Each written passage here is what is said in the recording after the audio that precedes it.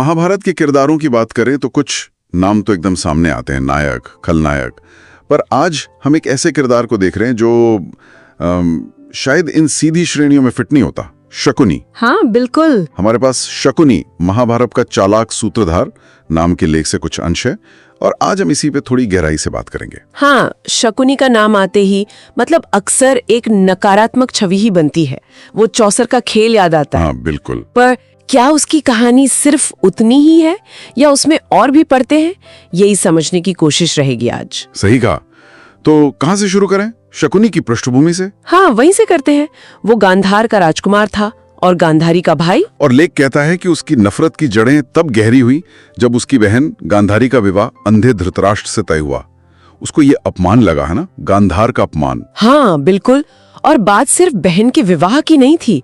एक कहानी ये भी है जो काफी प्रचलित है कि गांधारी की कुंडली में कुछ दोष था, विधवा योग टाइप का। अच्छा। हाँ, तो उसके निवारण के लिए कहते हैं कि उसका विवाह पहले एक बकरे से करवाया गया था और जब ये बात बाद में कुरुओं को पता चली तो उन्होंने इसे धोखा माना। हाँ बिल्कुल, धोखा माना और सजा के तौर पर शकुनी के पिता राजा सुबल और उसके 100 भाइयों समेत पूरे परिवार को बंदी बना लिया। ओहो, और फिर वो कहानी आती है कि उन्हें खाना बहुत कम दिया जाता था। हाँ, इतना कम कि मतलब सब एक एक करके मर जाएं।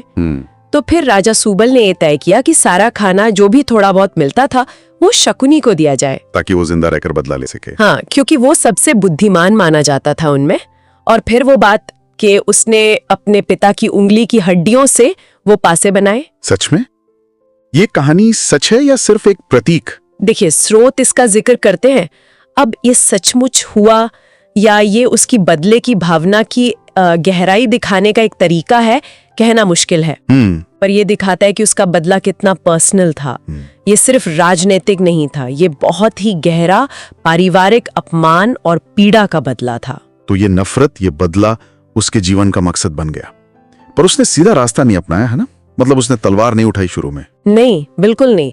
यहीं तो उसकी चालाकी दिखती है। उसने धीरे धीरे हस्तिनापुर में अपनी जगह बनाई, खासकर दुर्योधन के करीब रह के। हाँ, अपने भांजे दुर्योधन के मन में। उसे पता था कि दुर्योधन पांडवों से जलता है, उनकी योग्यता से, उनकी लोकप्रियता से। तो शकुनी ने क्या किया? उस जलन को हवा दी, बिल्कुल। वो दुर्योधन का सलाहकार बना, पर सिर्फ सलाह नहीं देता था।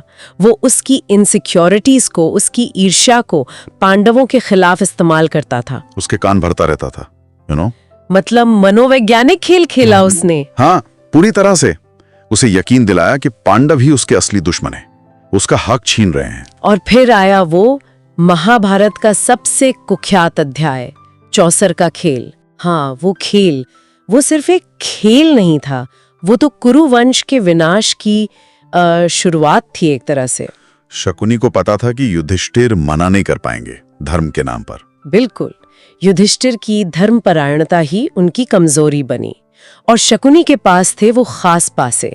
कहते हैं वो उसकी मर्जी से चलते थे। और फिर उसने युधिष्ठिर को उकसाया, एक के बाद एक दांव हारने पर मजबूर किया। हाँ, पहले राजपाट, फिर धन दौलत, फिर भाई, फिर खुद युधिष्ठिर और आखिर में द्रौपदी। हर दाव के साथ वो कुरुवंश को अंदर से खोखला कर रहा था। हाँ बिल्कुल, उसकी योजना ही यही थी, अंदर से तोड़ना। और द्रौपदी का वो अपमान भरी सभा में, क्या वो भी शकुनी की योजना का हिस्सा था? सिर्फ पांडवों को नीचा दिखाना या कुछ और? शायद दोनों। द्रौपदी के अपमान से पांडवों का क्रोध तो भड़का ही, पर उससे भी ज्यादा उसने कुरु सभा के बड़े बड़ों को भी, भीष्म, द्रोण, विदुर, उनको नैतिक रूप से पंगु बना दिया। वो लोग कुछ कर नहीं पाए। हाँ, वो अन्याय देखते रहे। इससे शकुनी ने पूरी कुरु सभा की नैतिकता पर ही सवाल खड़ा कर दिया, उन्हें अंदर से कमजोर कर दिया। यही उसकी रणनीति थी। फिर पांडवों का वनवास, अज्ञातवास, ये सब उसी दिशा में था। पर आखिरकार युद्ध तो हुआ, कुरुक्षेत्र। हाँ, युद्ध तो होना ही था। तो युद्ध में शकुनी की क्या भूमिका थी?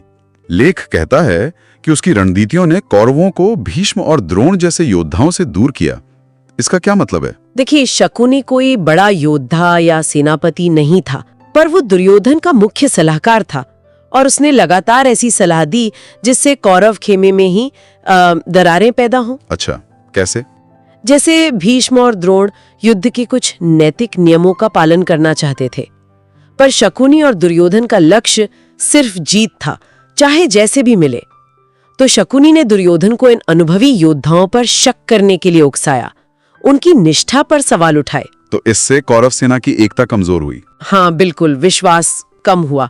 तो उसने सीधे शायद किसी को नहीं मारा, पर उसकी चालें युद्ध के मैदान में भी असर डाल रही थीं। और अंत उसकी मृत्यु कैसे हुई? अंत में युद्ध के शायद 18वें दिन सहदेव के हाथों उसकी मृत्यु हुई। पर तब तक उसका जो मुख्य लक्ष्य था, कुरुवंश का विनाश, वो लगभग पूरा हो चुका था। हाँ, पांडव जीते जरूर, पर बहुत बड़ी कीमत चुकाकर। बिल्कुल, शकुनी ने वो हासिल कर लिया जिसके लिए उसने शायद अपना पूरा जीवन लगा दिया था। तो कुल मिलाकर देखें, शकुनी एक ऐसा किरदार है जिसने हथियार नहीं उठाए, पर अपनी बुद्धि, अपनी चालों से पूरे साम्राज्य को हिला कर रख दिया। हाँ, स्रोत उसे महाभारत का सबसे चालाक खिलाड़ी कहता है, और ये शायद गलत नहीं है। उसकी कहानी हमें सोचने पर मजबूर करती है कि क्या अन्याय और अपमान किसी को इतना ज्यादा तोड़ सकता है कि बदला लेना ही उसका एकमात्र मकसद बन जाए। सही है। और जब हम किसी के कामों को उसके साथ हुए अन्याय के नजरिए से देखते हैं, तो न्याय और बदले की हमारी अपनी परिभाषा कैसे बदल जाती है? ये एक गहरा सवाल है ना, सोचने लायक।